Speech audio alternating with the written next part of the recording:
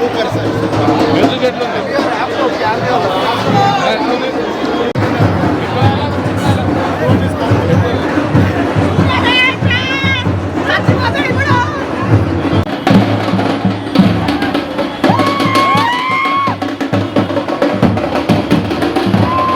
చాలా సూపర్ చేశారు. డైరెక్టర్ శివ గారు మాత్రం ఎర్రకొట్టేశాడు. అన్నా ముందుగా దేవిశ్రీ ప్రసాద్ గారికి లేకుండా బ్యాక్గ్రౌండ్ మీకు మాత్రం పిచ్చెక్కిచ్చిందన్న. ఓవరాల్గా మూవీ అయితే కంప ఎర్రకొట్టేశాడు. ఎక్కడ ల్యాగ్ లేకుండా ఫస్ట్ హాఫ్లో వేరే లెవెల్, సెకండ్ పార్ట్ వేరే లెవెల్, చాలా సూపర్ ఉంది.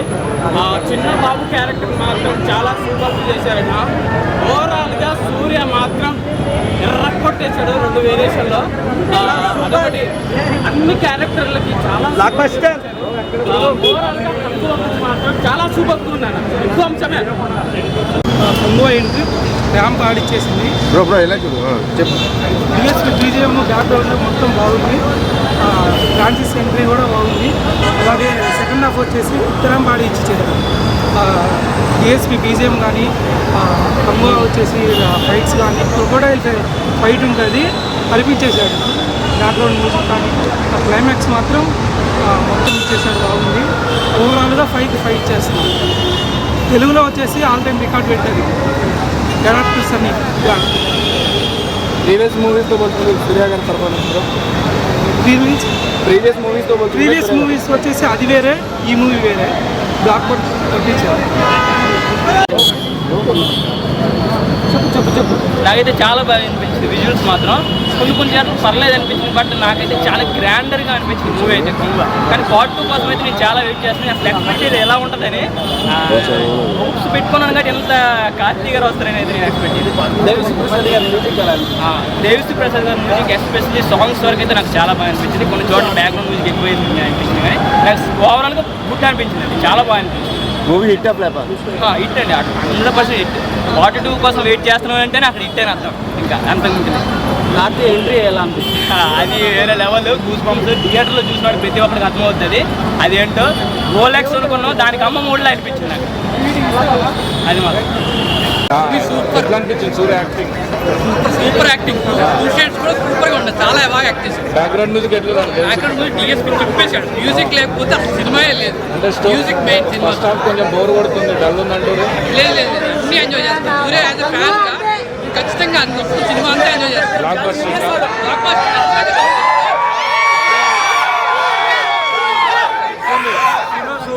సినిమాటోగ్రఫీ ఫిలిం మేకింగ్ అంతా వేరే. ఎడిటర్ ఆయన చనిపోయింది కానీ అందువల్ల ఎడిటర్ క్లైమాక్స్ మాత్రం వేరే లెవెల్. విక్రమ్ సినిమాలో రోలెక్స్ ఎట్నో ఇక్కడ కార్తీక్ అట్లా అంతే.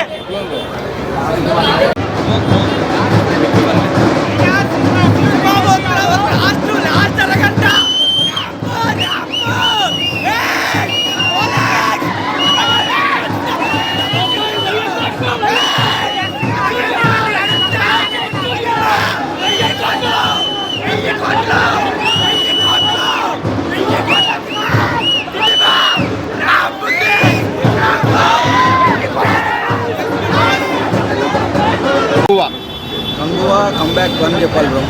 2.5 years తర్వాత సూర్యాన్నని స్క్రీన్లో చూస్తున్నాం. సినిమా అయితే వేరే లెవెల్.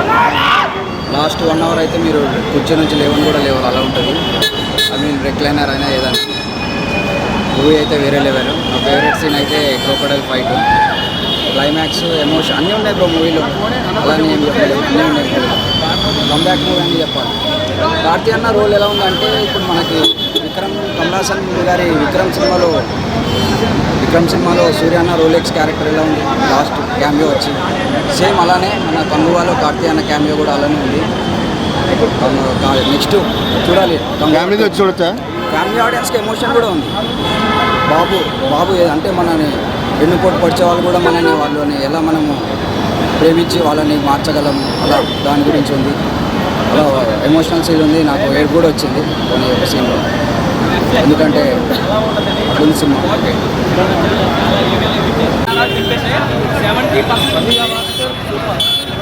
సూర్య అన్న కెరియర్లో ఇది బెస్ట్ మూవీ అనుకోవచ్చు. ఆల్ ద బెస్ట్ సూర్య అన్న. I love you. జై సూర్య, జై సూర్య, జై సూర్య, జై సూర్య, జై సూర్య. యాక్చువల్లీ ప్రభాస్ అన్న ఫ్యాన్ కానీ సూర్య అన్నకి సపోర్ట్. లవ్ యూ డార్లింగ్ సూర్య అన్న.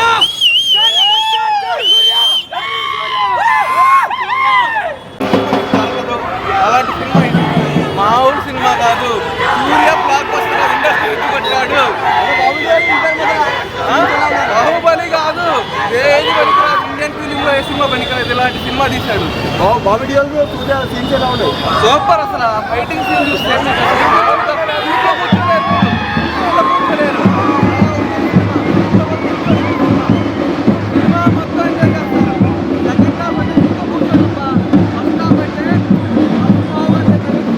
Hello guys, welcome to my YouTube channel cinema జాతర. సో ఈ వారంలో ఈ వీకెండ్లో రిలీజ్ అయిన మూవీస్, ఒక పెద్ద మూవీ, ఇంకొక చిన్న అంటే మీడియం మూవీ భయ. సో రెండు మూవీస్ ఇంపాక్ట్ ఉన్న మూవీస్ భయ.